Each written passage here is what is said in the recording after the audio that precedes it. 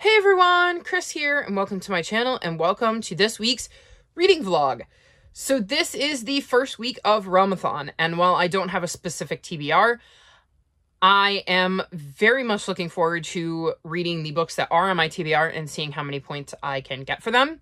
So I'm on Team Iskana, and I'm going to do my best to help my team out with the probably 25 to 30 books I read this month. I have already made a start on that. I read Lore Olympus last night. I hadn't planned to read Lore Olympus, but the power was out and I had nothing better to do with my time. And this felt like a book that would be easier to read by flashlight because there wouldn't be as much writing, which is harder to read in the dark. So I chose to read this. This is a Hades and Persephone retelling, and I was surprised I enjoyed it as much as I did.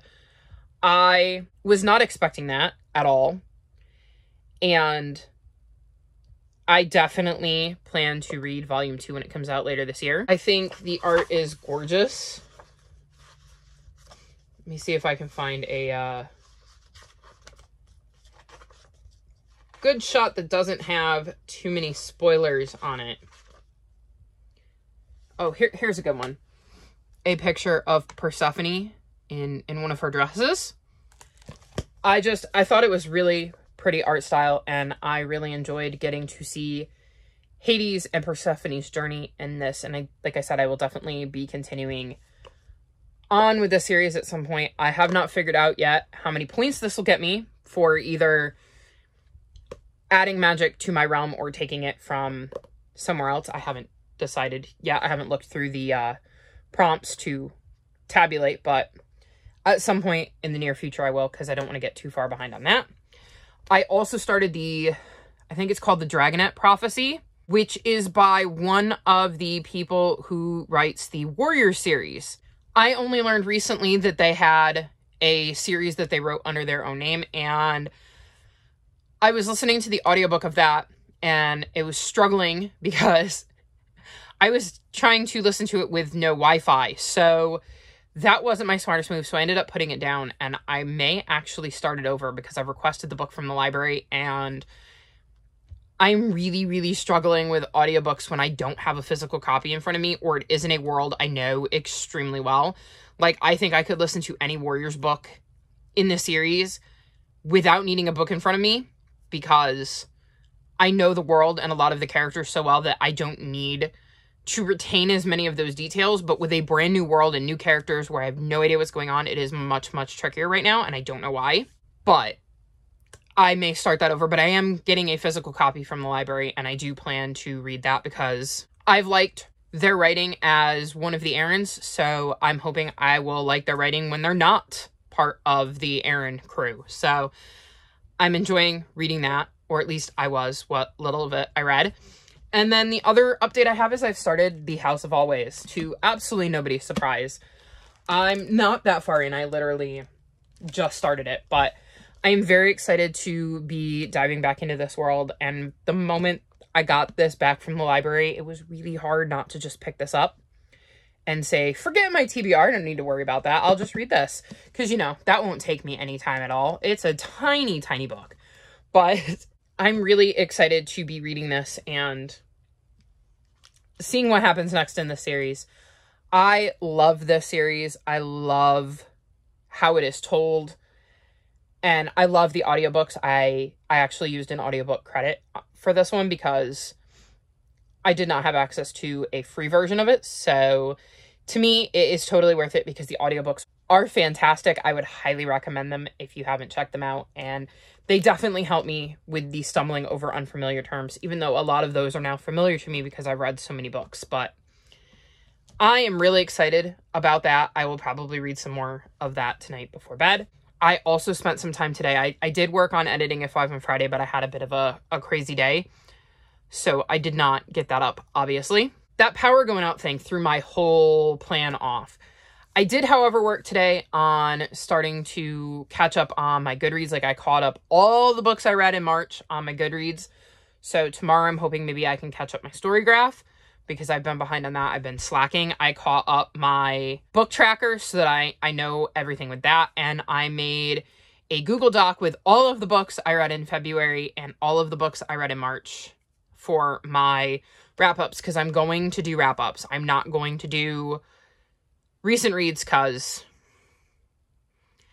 it's just too complicated, too many videos to film, and I'd rather just film one long video than a bunch of shorter ones and have to edit and post and upload those. So that's my plan, is I'm going to do a February wrap-up and a March wrap-up where I hopefully briefly just run you through what I've read, because, I mean, if you've been watching my vlogs, you already know what I read and my basic thoughts on a lot of these. So that is my plan for February and March, so that I can get back on track with April. But I think it's time to read, because if I want to be able to log anything for Realmathon, I actually need to read books. So I think I'm going to do that. I have Mel's reading sprints from earlier today up, so I can start with those and have those on in the background until I get sleepy. And then I will probably watch Pokemon, because I'm finally rewatching Pokemon, and it is very interesting to see how much I remember of Pokemon, because I can remember watching it when I was a teenager and was struggling with school and my mental health really badly, and that was what I chose. That happened to be what was on before school, and I can distinctly remember watching that. So I'm enjoying my rewatch of that. I actually thought I would show you. I have an Ellie here. She's curled up on my pillow. She stole it. And then over here, I got a beanie. You really shouldn't be as surprised about the beanie. She is quite often in my room. She takes over my bed every day. So anytime I'm reading, I almost always have a beanie in my bed. But I think I'm going to curl up with these guys, even though, as I showed you, Ellie does have my pillow, and see how much I can get through the House of Always before I decide to go to bed and, well, decide to turn things down and watch some Pokemon before bed. So I'm going to go read, and I will hopefully check back in with you all soon.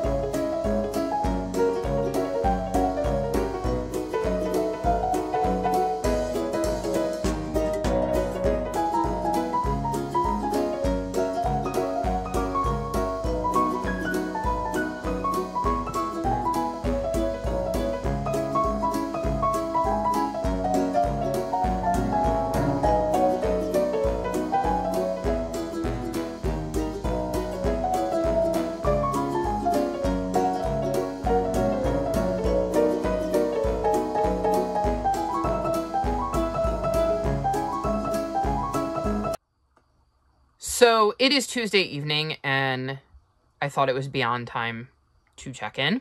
So first I finished Willow Moss and the Lost Dye. This is the first book in the Starfell series, and in this book we're following Willow, who feels a little left out in her family. She does not have the kind of magical talent that her sisters have. She just has the ability to find lost things. And one day a witch shows up and tells her that last Tuesday is lost. An entire day has been lost, and Willow is the only one who can find it. And so she sets out to help this witch track down the lost day. So I'm going to set this down because, as you can see, it's pinging off all of the light in my room. So I really enjoyed this book. I really liked seeing Willow kind of grow into her character throughout this book and realize just how powerful her magic could be. I love her companion Oswin, who is the monster under the bed, and the levity he brings to the story. I really enjoyed Willow struggling to try to remember what happened on the missing day and getting the feeling that whatever it was, she wasn't exactly chomping at the bit to remember it. I love the characters that she meets along the way and hearing their stories of what losing an entire day has done to their lives and the chaos that it has caused for them. I am hoping that we see more of these characters she meets along her journey in the next few books, because I really enjoyed some of the relationships she developed throughout the story. I like that everybody kind of has a little bit of a different magical talent in this world. I thought that was an interesting twist on just having magic in general, and I'm definitely into this series and plan to continue it sooner rather than later, because I have the second book out of my library. It's under Leroy, my little stuffed elephant over there. So I definitely hope to continue the series sooner rather than later. Then I read The One and Only Ivan by Katherine Applegate. I was reading this for 5-star prediction, and I'm giving it 4.5 stars. It didn't quite hit that 5-star range. In this book, we're following Ivan, a gorilla who lives in a cage at this like mall, and it's him and an elephant named Stella, and one day a baby elephant named Ruby shows up, and it makes Ivan start to question everything. He has really been content just living in this cage and doing his art because he likes to do art, and talking with Stella and this dog named Bob who has managed to sneak his way into their enclosure. And then Ruby shows up and she is full of questions, and it really does turn Ivan's life on its head. Like, he really does change his perspective of how things are going, what life is like, and what he wants of life. And it really pushes him to want to make a change. And I absolutely love the relationships in this book. I love Ivan's relationship with Stella and the one he develops with Ruby. I love his relationship with Bob the dog. And I also love seeing the relationships he has with the humans he interacts with on a regular basis, because that is a very important part of this book. And it is interesting to see how that plays out and the impact that has on Ivan and the choices Ivan makes. I can see why so many people love this book. It was missing that thing that made it 5 stars for me. But it is definitely a book I would recommend. I love Katherine Applegate's writing, and I can't wait to read The One and Only Bob, because Bob is a pretty special dog, and I'm very curious to see what his story is about and whether we get to see how he ends up with Ivan, or whether we get to see what Bob's life is like post this book. So I really enjoyed this book and am definitely going to be reading the sequel. Then I read Enola Holmes and the Left-Handed Lady, which is a Sherlock Holmes retelling where we follow Sherlock's little sister, and I'm giving this 3.75 stars. So if you're looking for a super in-depth mystery, this probably isn't the book for you. There is a lot of character and world building in this book. We're definitely getting to learn more about Enola and her thought process and her feelings and her relationships with her brothers and her mom and how that has affected her. And we're definitely getting to learn more about London in the era that she's living in. And while, yes, there is a mystery, it doesn't go as in-depth into the mystery as I would like. I really wanted more out of the mystery. It felt rushed. Like, this is a short book, and it took forever to get to the mystery part. So, like, I wasn't expecting big things out of the mystery. When I realized I was, like, a third of the way through the book, and we were only just starting the mystery. So, definitely, if you're looking for a super intricate mystery, this is probably not going to be your favorite book. But I really enjoyed getting to learn more about Enola and her thoughts and feelings, and getting to see the world develop. Although, like I said, I was disappointed by the mystery. I really wanted more out of it because it was such an interesting case that she was taking on. And there were interesting twists to the wider mystery. And I think that Nancy Springer only just scratched the surface on it before kind of wrapping the mystery up. And I think I would have enjoyed it more if we had been able to dive more in depth into the mystery and have it be a little bit harder for Enola to solve.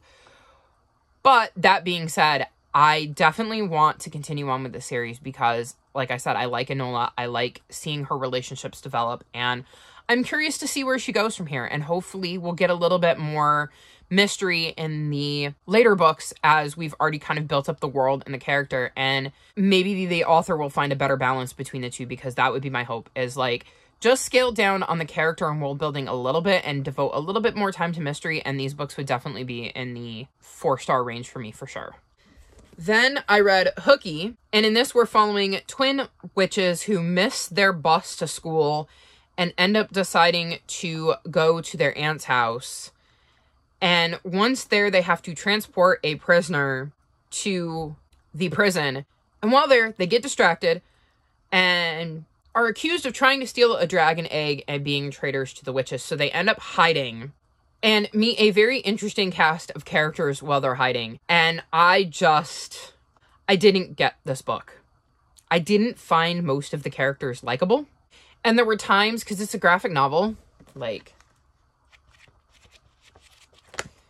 there were times where it would bounce around and I would get confused as to why we had that cutscene or how we got from one place to another or why we got from one place to another, but I just did not enjoy this book, and it is a thick, chunky graphic novel. So I had high hopes for it because I was hoping we would really get a lot of in-depth stuff that sometimes you don't get in some of the shorter graphic novels, but I did not connect with the characters. I didn't really care about the plot all that much, so I think I'm going like 2.5 stars. It just was not for me, and it felt like the first book in a series, and I don't plan to continue this series because it didn't click with me. And then the last book I finished is Wingbearer, and in this book, again, we're reading a graphic novel, and this book is just absolutely stunning. The artwork is just so incredibly stunning. I just adore the artwork in this book. And in this book, we're following Zuli, who kind of lives in the spirit of a tree and helps with the reincarnation of birds. Like, she lives in a tree and helps the guardians of this tree who are looking over the birds' souls when they die until they can be reborn and reincarnated. And one day the souls stop coming, meaning no more birds can be born. And Zuli ends up leaving the tree and going into the wider world to find out what happens. And along the way hopes to maybe find out her story because her parents just abandoned her and she has no idea what happened to her. And I really, really enjoyed this graphic novel. I think for the fact that it's only like 200 pages, and again, a graphic novel, you got a lot of detail. The plot was super fast-paced, but not in a way that didn't make sense, which sometimes I feel happens in graphic novels because you're not getting enough of the story because they're only putting so many words on each page. I thought the story was really easy to follow. I enjoyed Zuli and her owl companion, Frowley. And I enjoyed the characters she met along her journey as she tried to get to the bottom of what was happening to the bird souls. There's definitely going to be a second book in this series because, well, it ended on a giant cliffhanger. So I definitely need to read book 2. I think this is an amazing story. And like I said, I absolutely love the art style. I think I'm going to give this 4.5 to 5 stars. I got to sleep on it. If I still love it in a few days, I will probably give it 5 stars. But yeah, the artwork is stunning. I really liked Zuli as a character and getting to see her journey as she tried to figure out what was going on and how the birds were being prevented from returning to the tree and what her story was and how she fit into the narrative of what was going on. So I really, really enjoyed this book and would highly recommend it if you're looking for a fun fantasy graphic novel. So those are the books I finished. As for the books I'm reading, I'm 196 pages into The House of Always. I am really enjoying this. I don't know that I'm enjoying it as much as the first 3, because this book is being told in a slightly different way to the first 3 books, but I'm still really enjoying it, and it's still on track to be a 5-star. I am definitely curious about what is going to happen, because this book did not at all start in the way that I expected it to based on the way the third book ended. So I'm very curious to see where we go from here. And I'm curious to see kind of what happens next and what is going to happen to the characters and how this is going to advance the story that they've been telling. So even though this is a slightly different way of telling the story, I am still intrigued and still enjoying this book. So I'm definitely excited to dive back into this tonight before bed. And then the other book that I'm reading is The Lincoln Highway, and I would hold it up, but it's actually underneath you. I'm using it to hold up my camera. And that's a historical fiction where we're following Emmett, and I want to say it's like 1945, and he's just gotten out of a juvenile work camp after he was convicted of involuntary manslaughter. And his mom left when he was young, and his dad has recently died, so he is left in charge of his younger brother. And he has a plan to take them west, but unfortunately, 2 fellow juvenile delinquents snuck out of the work camp by hiding in the warden's car because the warden gave Emmett a ride home. And their plan is to go to New York, and they kind of upend Emmett and Billy, his little brother's plan of going west, and instead they're headed to New York.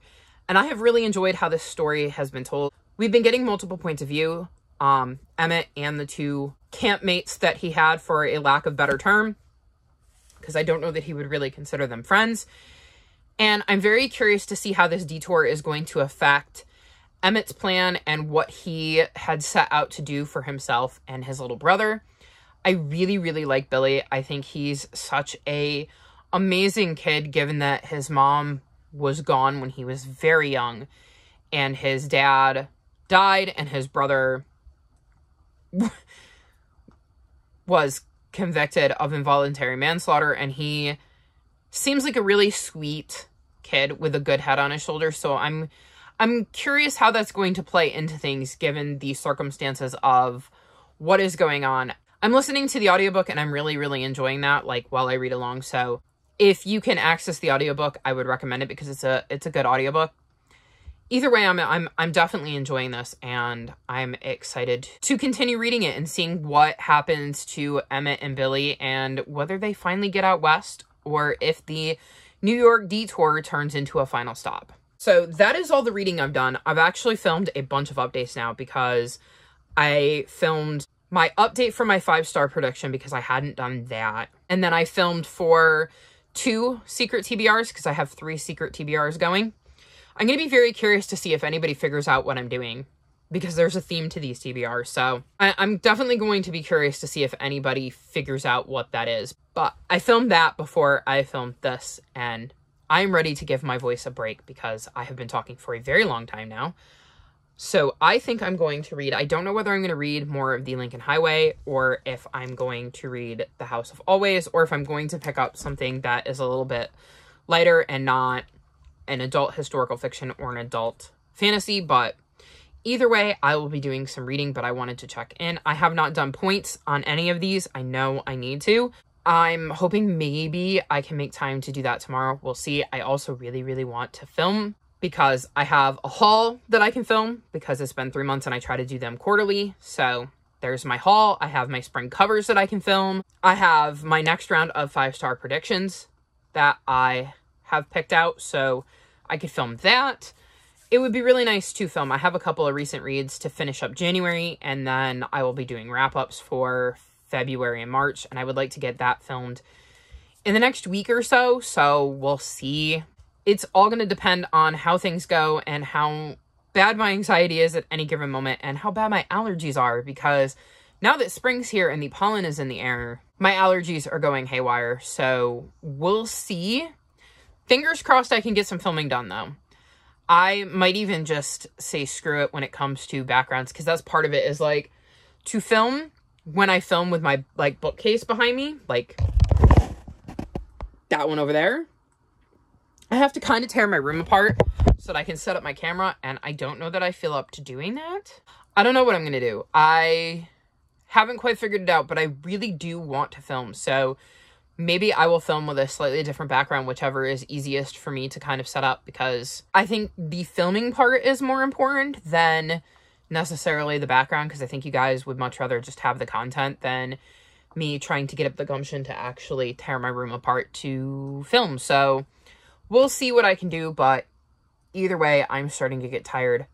My throat is sore from how much I've talked, so I'm going to go read, and I will check back in with you all soon.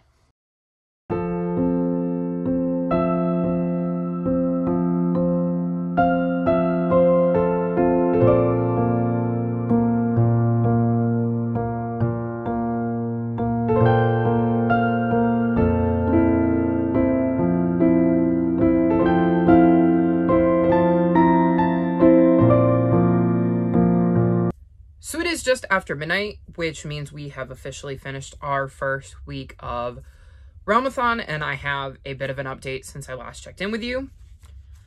I read the second volume of Mouse, and after having read both volumes, I don't understand why these aren't being taught in school. Like, I don't understand what the objectionable part is. There was nothing, like, overly graphic, so I don't understand why they were all up in arms about these books having, I believe, like, nudity and swearing, because there wasn't tons of that. I honestly went into this expecting there to be a lot more depictions of violence, or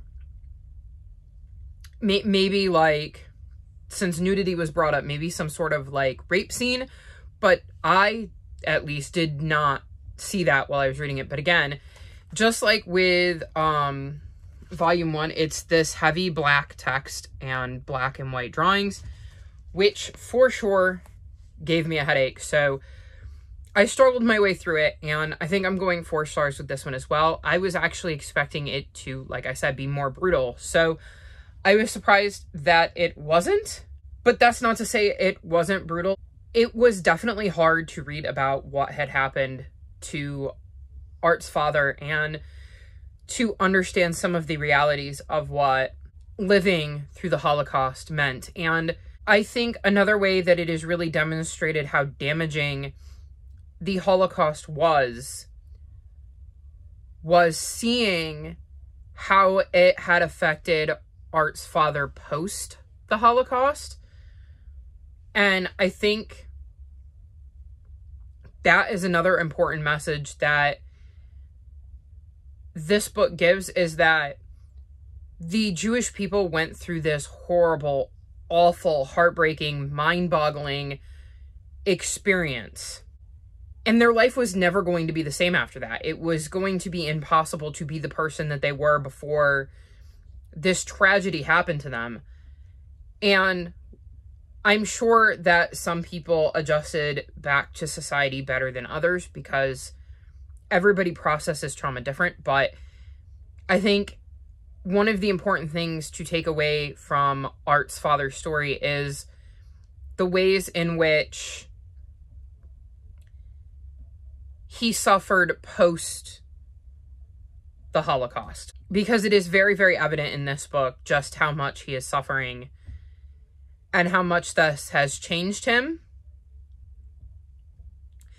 And I also think it shows how Art is living under the shadow of the Holocaust, because he grew up with parents who survived the Holocaust, and that changed his upbringing. And I think that is a piece of the Holocaust that sometimes gets overlooked, is that